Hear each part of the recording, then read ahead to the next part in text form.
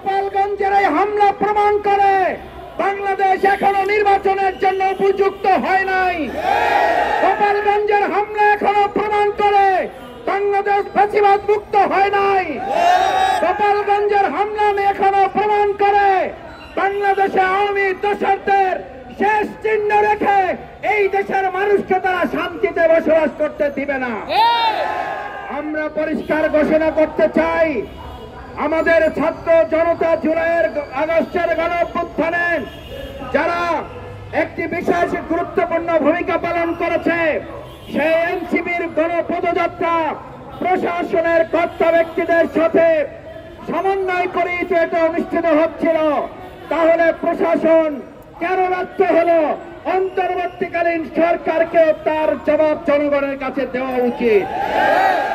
আমরা এটাও পরিষ্কার বলতে চাই, যদি একটা জেলা নিয়ন্ত্রণ করতে অন্তর্বর্তীকালীন সরকার ব্যর্থ হয়, তাহলে কোন সাহসে 56,000 বর্গমাইল নিয়ন্ত্রণ করে আগামী ফেব্রুয়ারি কিংবা জুনের মধ্যে নির্বাচন করবেন? এই দুঃসাহস তো আপনাদের দেখাবার কথা না। অথচ জনগণের নির্বাচন প্রাণের দাবি, কিন্তু দোসরদের এখনো আমরা মুক্ত করতে পারি নাই। দোসরদের মুক্ত প্রশাসন আমরা করতে পারি নাই। দোসরদের মুক্ত বাংলাদেশ করতে পারি নাই। এই অবস্থায় অবশ্যই দোসরদের বিরুদ্ধে জনগণের আন্দোলনের পাশাপাশি প্রশাসনকে কঠোর পদক্ষেপ নিতে হবে। আমরা ছাত্র জনতাকে আহ্বান জানাতে চাই, এখন জনগণের মূল স্লোগান উঠেছে, ছাত্র জনতার মূল নিশানা ফ্যাসিবাদের শেষ ঠিকানা। ফ্যাসিবাদের শেষ ঠিকানা ছাত্র দলের মূল নিশানা।